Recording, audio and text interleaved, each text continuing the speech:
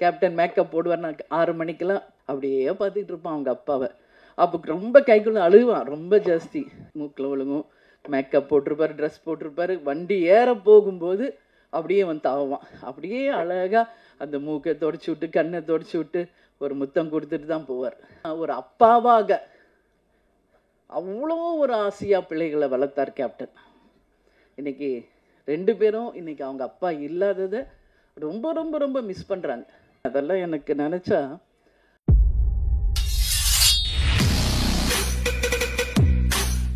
Captain என்ற வார்த்தையையும் அவர் வாழ்ந்த வாழ்க்கையையும் ஒருபோதும் ஆற்றாது. சோகம் தன்னை தாக்கி தரையில் விழச் செய்யும் போதும் மீண்டும் எழச் செய்யும் வலிமை இப்போதும் இவருக்குண்டு. மகன்களின் எதிர்காலம் நட்சத்திரங்கள் நிறைந்த வானத்தை காட்டும் ஒரு தாயின் புன்முறுவல் இங்கே. அழுவதற்கு ஒரு தோள்பட்டை தேடும் ஆண் மகன்களுக்கு வார்த்தெடுத்த வைர கம்பிகளாக வலிமை ஊட்டும் மாணிக்க தாயாக பிரேமலதா. கண்ணியத்தையும் தன் கட்சியையும் சோர்வுறாமல் மீட்டெடுப்பவர். மனம் சுமக்கும் கண்ணீருடன் மகன்களின் வெற்றிக்காக காத்திருக்கும் தேமுதிக தலைவர் மதிப்பிற்குரிய பிரேமலதா விஜயகாந்த் அவர்களை பேச அழைத்து பெருமை கொள்கிறோம்.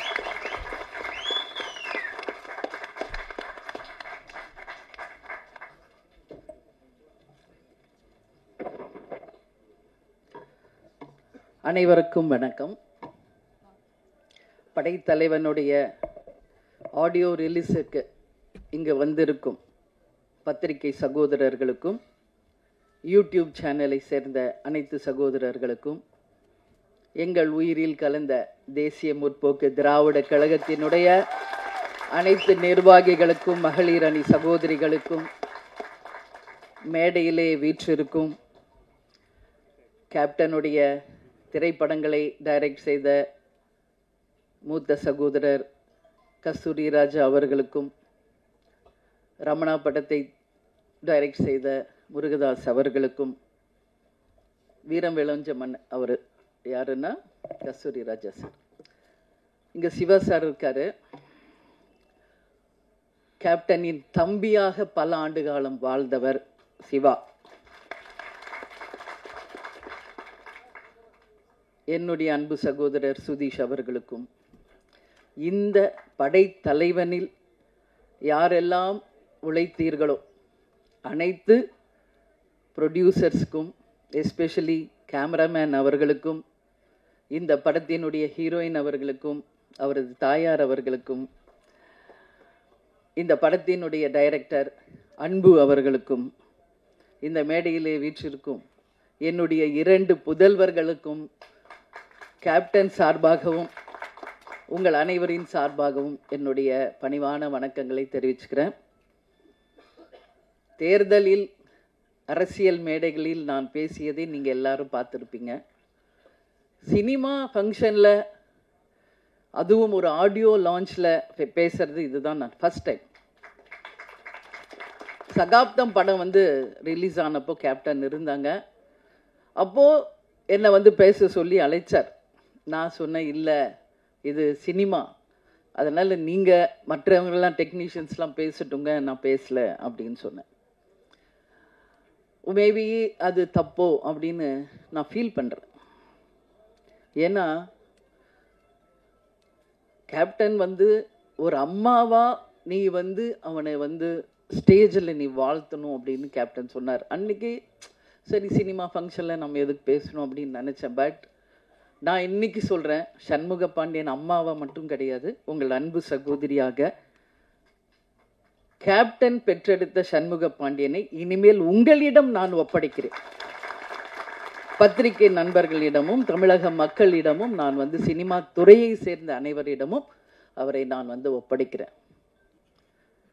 எல்லாரும் பேசுவாங்க, நிறைய நான் பார்த்துருக்கேன். கேப்டன் கூட 33 வருஷம் வாழ்ந்திருக்கேன்.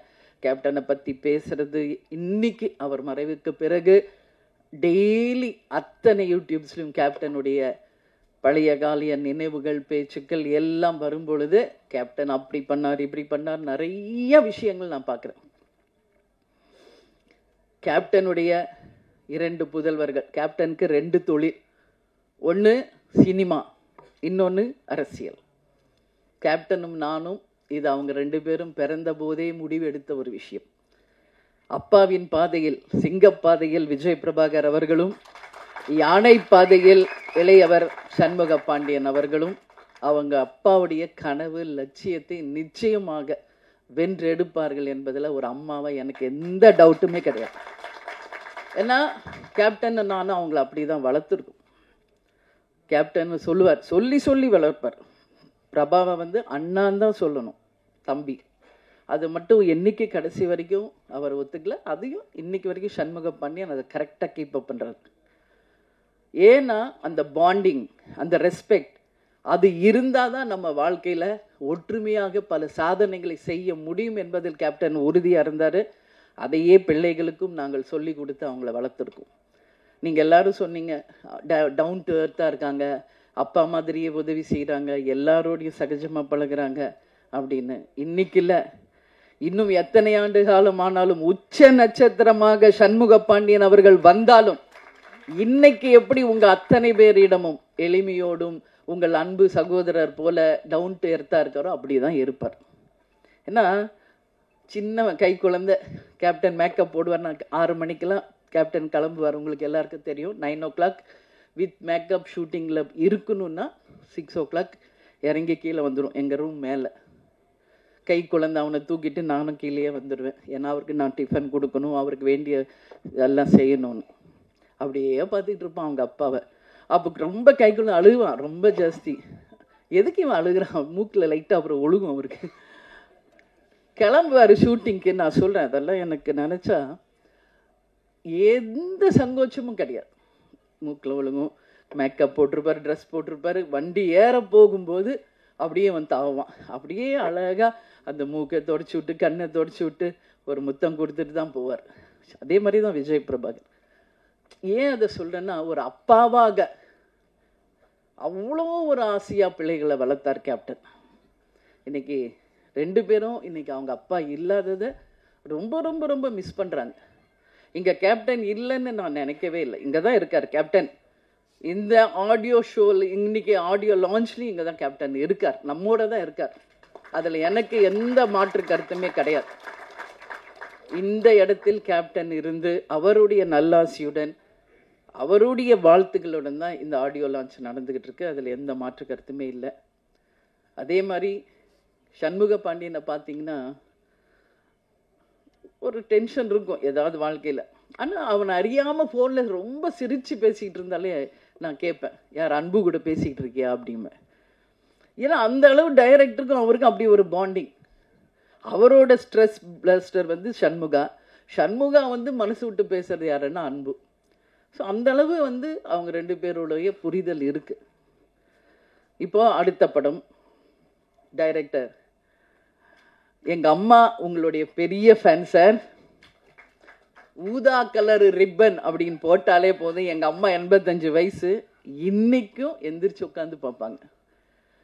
நான் இதை சார் வந்து கதை சொல்ல வரும்போது, வீட்டுக்கு வரும்போதே நான் சொல்லியிருக்கேன்.